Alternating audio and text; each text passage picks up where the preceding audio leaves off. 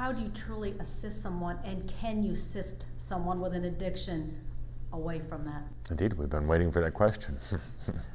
You don't think we'd come to the session without Well, before also, what is an appropriate stimulation of the pleasure center?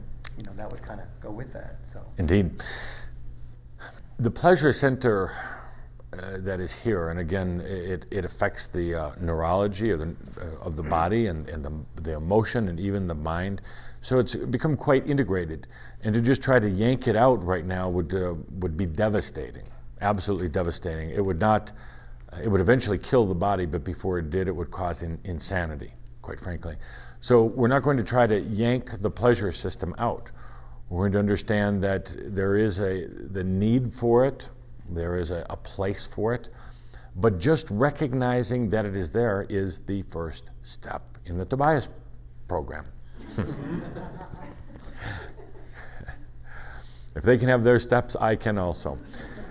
Recognizing that there is there's this tremendous grid is very, very important. Now, once you recognize that, then it is about going to the next step, which is taking full responsibility for your life. One of the things that addicts tend to do, and humans in general, but especially addicts, is to deny responsibility. Only take responsibility for what serves you at the moment, rather than taking an overall responsibility for your life. You are God also. You are the creator. The alcohol, the sex, the computer, whatever it is, does not control your life. You have turned over control because it was convenient, because you, in a sense, even became addicted to turning over control. You let that go. So you take full responsibility for everything you're doing in your life, everything. You can't blame it even on I, Tobias. Definitely don't blame it on Saint Germain. That really pisses him off. Take the responsibility for yourself, for your own life, for everything that's happening. Even if it doesn't, it's not obvious why you're creating it. Take responsibility, and pretty soon it's going to make itself obvious why it's happening. The next thing, and we know there are going to be some moans and groans because we tend to oversimplify, but you have to breathe.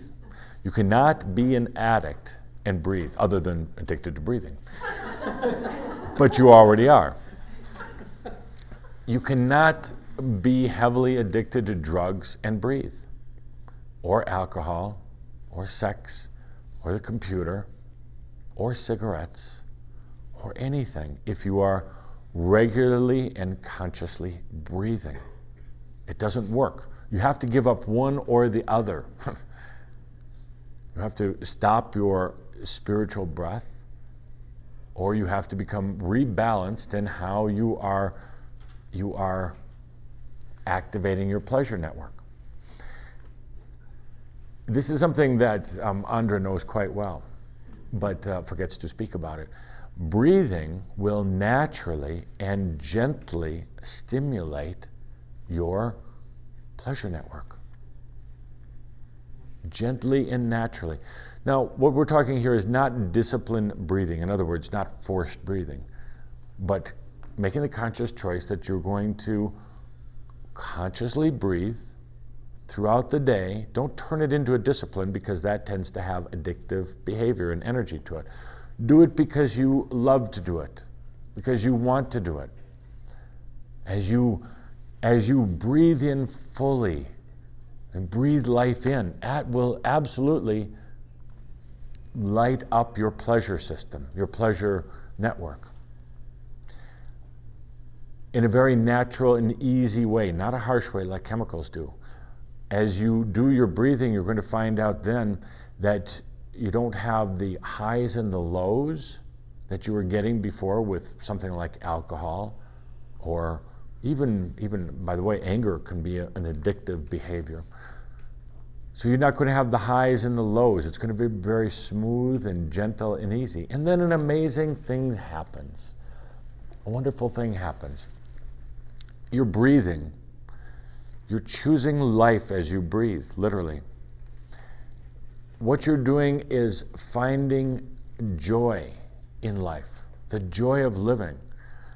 As you return to joy, just open joy of living. Joy is also another word for acceptance. As you return to that, you're going to find that the pleasure grid within you doesn't need to be activated. It slowly starts shutting down. It doesn't need highs and lows. It doesn't need to be fed anymore. As you rekindle joy in your life, and joy is not a mental thing, joy is in the heart. You rekindle the joy through the breathing. This old Atlantean pleasure network in you begins to atrophy, or it begins to, go out of service because you aren't using it anymore. Anything in your body or your mind that you don't need anymore, that doesn't serve you, will eventually shut down and energetically go away, leave. And instead of trying to find pleasure, which is temporary and can be addictive, you're going to have joy, which doesn't need to be activated or ignited. It doesn't need to have its ups and downs. It is a state of being. It is the desire of your spirit to now be here, you see. Very simple. You can have all of these complex programs and counseling and processing, but nothing will replace Tobias's 4-step program.